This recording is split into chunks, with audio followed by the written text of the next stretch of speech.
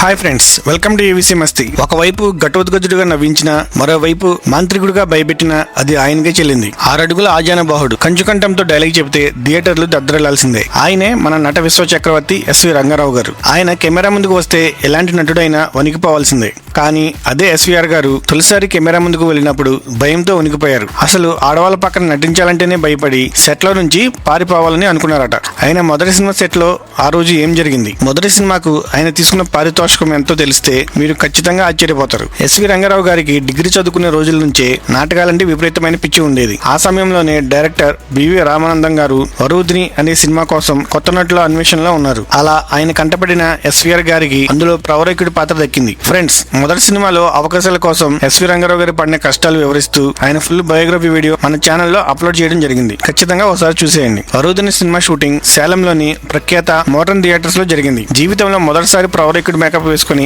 Set లో అడుగుపెట్టారు రంగారావు గారు. సెట్ లో అందరూ ఆయన వైపే చూస్తుండడంతో ఆయనలో ఎక్కడో భయం మొదలైంది. పైగా అక్కడ ఉన్న పిన్ డ్రాప్ సైలెన్స్ ఆ భయాన్ని మరింతగా పెంచేసింది. సెట్ లో ఒక్కసారిగా లైట్స్ వేయగానే డైరెక్టర్ రామానందం గారు ఆ స్తంభం దగ్గరకు వెళ్ళి నిలబడు అని గట్టిగా అరిచారట. మొదటిసారి ఆ డైరెక్టర్ స్వరాన్ని వినగానే ఎస్వీఆర్ గారికి లోపల భయం రెట్టింపైంది. అప్పుడే అసలైన కష్టం మొదలైంది. ఎస్వీఆర్ గారితో నటించాల్సిన హీరోయిన్ వచ్చి ఆయన పక్కన నిల్చుంది. అంతే, ఎస్వీఆర్ గారి గొంతు పూర్తిగా ఎండిపోయింది. ఎందుకంటే అప్పటి వరకు ఆయనకు నాటకాల్లో ఆడవేశాలు వేసిన మగవారితోనే నటించిన అనుభవం ఉంది. మొదటిసారి నిజమైన ఆడవారితో, అది కూడా రొమాంటిక్ సీన్ లో నటించాలనే విషయం అర్థం అవగానే ఆయనకు చెమటలు పట్టేశాయి. భయంతో ఆ అమ్మాయికి కొంచెం దూరంగా జరిగాడు మన ప్రవరాకీయుడు. అది గమనించిన డైరెక్టర్ రామానందం గారు దూరంగా వెళ్లొద్దు, అమ్మాయి నిన్ను ప్రేమిస్తుంది కదా అంటూ చమత్కరించారట. ఆ మాటకు సెట్ లో ఉన్న వాళ్ళంతా ఒక్కసారి పగలబడి నవ్వేశారు. ఆ నవ్వులు చూసిన ఎస్వీఆర్ గారికి విపరీతమైన కోపం, ఉక్రోషం వచ్చేసాయి. ఆ హడావిడిలో కో డైరెక్టర్ వచ్చి డైలాగ్ చెప్పమని అడగగానే కోపంతో ఉన్న ఎస్వీఆర్ నాకు డైలాగ్స్ అన్ని తెలుసు అని చిరాకు పడ్డారట. ఆ మాట విన్న డైరెక్టర్ కల్పించుకుని తెలిసినప్పుడు ఇక్కడ రాగానే చెప్పకుండా ఎందుకు ఊరికి నిల్చున్నావు అని ప్రశ్నించారట.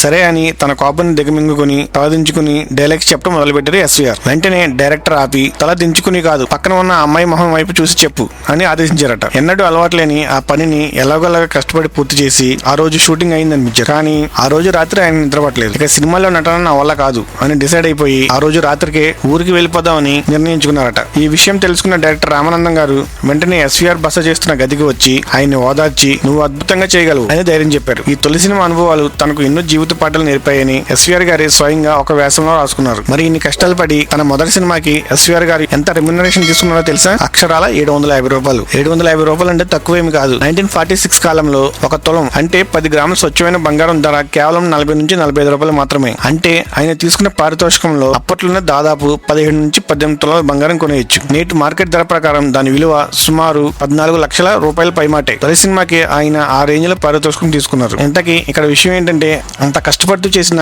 ఆ వరుదిని సినిమా బాక్స్ ఆఫీస్ వద్ద ఘోరంగా పరాజయం పాలైంది. అవకాశాలు రాక కుటుంబ బాధ్యతలతో ఆయన సినిమాలను వదిలేసి జంషెడ్పూర్ లోని టాటా కంపెనీలో ఉద్యోగిగా జాయిన్ అయ్యారు. 4 ఏళ్ల పాటు అజ్ఞాతంలోనే ఉన్నారు. కానీ సినిమా పిచ్చి ఆయన వదలలేదు. ఉద్యోగం వదిలేసి మళ్ళీ మద్రాసు వచ్చి చిన్న చిన్న వేషాలు వేసి చివరికి 1951 లో వచ్చిన పాతాళ భైరవిలోని నేపాలీ మాంత్రికుడి పాత్రతో ఆయన హిస్టరీ క్రియేట్ చేశారు. మొదటి సినిమా సెట్ లో ఆడవాళ్ళని చూసి భయపడి ఊరెళ్ళిపోదాం అనుకున్న ఒక సగటు యువకుడు ఆ తర్వాతి కాలంలో తన నటనతో యావత్ భారతదేశాన్ని ఊపేసి ఉర్రూతలొగించారు. ఎస్వి రంగారావు గారి ఈ ఇన్స్పైరింగ్ జర్నీ మీకు ఎలా అనిపించిందో కామెంట్స్ లో కామెంట్ చేయండి. ఈ వీడియో నచ్చితే లైక్ చేసి మరిన్ని అద్భుతమైన టాలీవుడ్ గోల్డెన్ ఎరా విశేషాల కోసం మన ఛానల్ ను సబ్స్క్రైబ్ చేసుకోండి. Thanks for watching. జై హింద్.